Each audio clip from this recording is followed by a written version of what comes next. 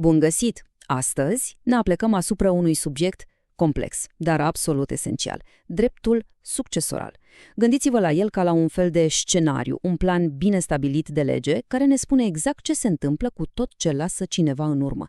E o temă universală, care, la un moment dat, ne atinge pe fiecare.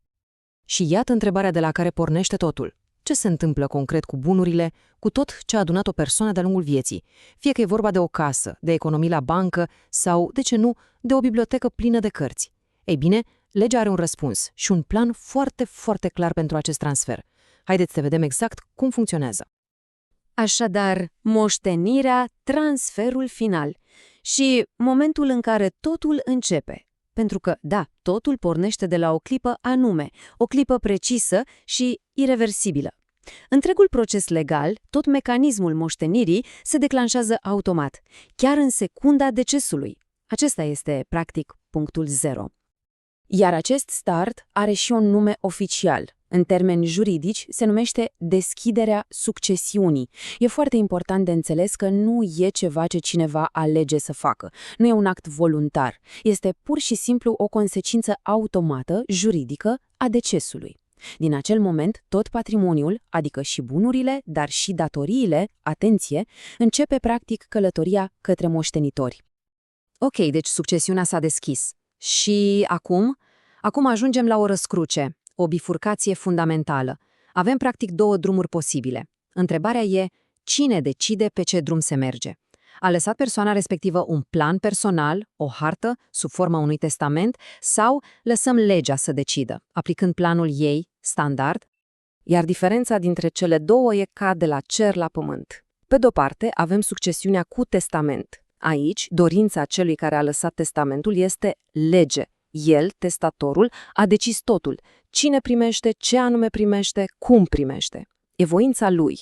Pe de altă parte, dacă nu există testament, intră în scenă planul B, succesiunea legală.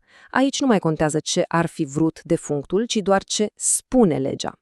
Iar legea are o ierarhie foarte strictă, bazată pe gradul de rudenie.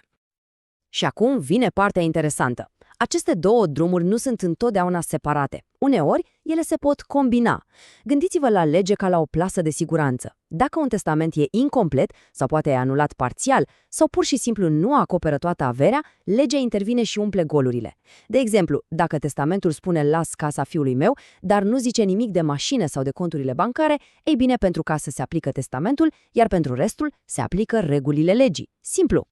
Bun, să ne concentrăm puțin pe testament. Ce înseamnă, de fapt, să redactezi aceste ultime dorințe și mai ales care sunt regulile jocului? Pentru că, să fim clari, nu e suficient să scrii ceva pe o foaie de hârtie și gata.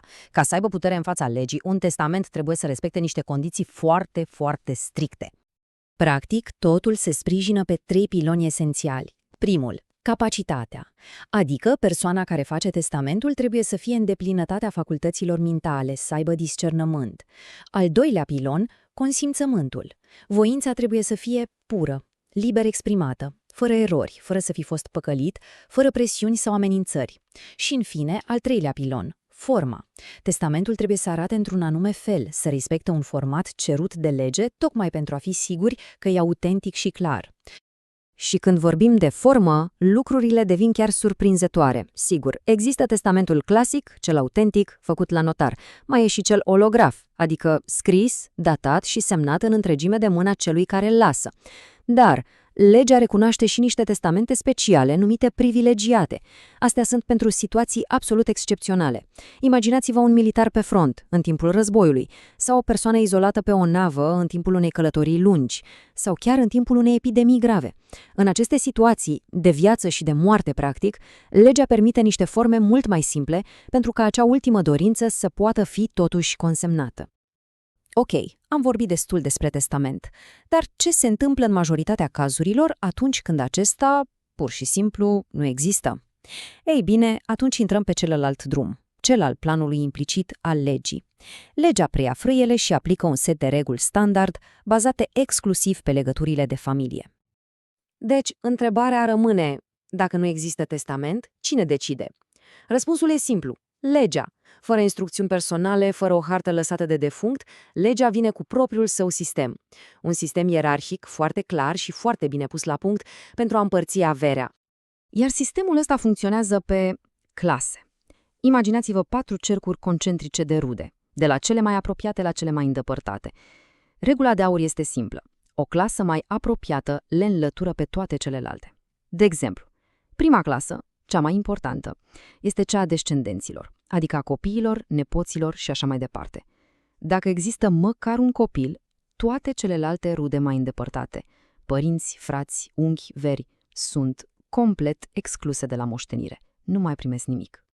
Aici, un rol cu totul special îl are soțul supraviețuitor. Partea lui din moștenire nu e fixă, este, să zicem, flexibilă și depinde exact cu cine împarte moștenirea.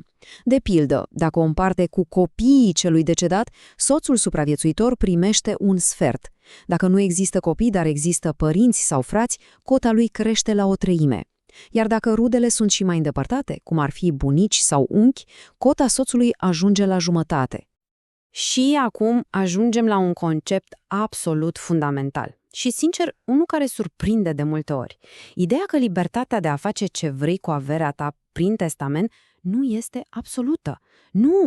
Legea trage o linie roșie și impune niște limite foarte clare, tocmai pentru a proteja nucleul familiei. Iar citatul acesta din lege surprinde perfect ideea. Dezmoștenirea nu se poate exercita fără limite. Ce înseamnă asta?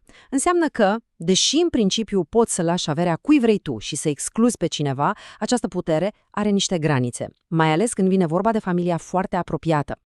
Iar această limită are un nume. Se numește rezerva succesorală. Cel mai simplu mod de a o înțelege este ca o porțiune din avere pe care legea o pune deoparte, într-un safe, o blochează, o protejează pentru anumiți moștenitori. Iar la această porțiune nu se poate ajunge nici prin testament, nici prin donații făcute în timpul vieții. E o garanție absolută, impusă de lege. Și cine sunt acești moștenitori cu protecție specială, acești rezervatari? Legea e foarte clară. Sunt 3 categorii. Descendenții, adică copiii și nepoții, părinții celui decedat și, bineînțeles, soțul supraviețuitor. Iar legea le garantează fiecăruia jumătate din porția pe care ar fi primit-o dacă nu exista niciun testament. Orice testament care le încalcă acest drept poate fi atacat în instanță și redus, astfel încât rezerva lor să fie respectată. Bun, am văzut cum se deschide succesiunea, care sunt căile, cine are drepturi, dar povestea nu se încheie aici. După ce totul a fost stabilit, cel puțin pe hârtie, mingea ajunge în terenul moștenitorilor. Urmează decizia lor, alegerea finală. Și fiecare persoană care are dreptul la moștenire se află în fața unei alegeri fundamentale, în alb și negru, fără nuanțe de gri. Opțiunea 1 acceptă moștenirea, cu tot ce înseamnă ea, și active și pasive, adică și bunuri și datorii. Opțiunea 2 renunță, pur și simplu, renunță la tot. Iar aici sunt 2 aspecte cruciale. Primul, decizia este indivizibilă. Nu poți să spui vreau casa, dar nu vreau datoriile. E un pachet totul sau nimic. Ori iei tot, ori lași tot. Și al doilea aspect, la fel de important, odată luată, decizia este de regulă finală, irevocabilă. Nu te poți răzgândi mai târziu. Și așa, la final, vedem că toată această arhitectură legală complexă despre testamente, moștenitori, rezerve, se învârte de fapt în jurul unui echilibru delicat. Un echilibru între libertatea unui om de a dispune de munca sa de o viață și obligația pe care legea o simte față de familie. Întrebarea de fond rămâne unde ar trebui de fapt să fie trasată linia asta, cât de multă libertate individuală și cât de multă protecție familială. E o întrebare care stă la baza întregului drept succesoral și care cu siguranță ne lasă pe gânduri.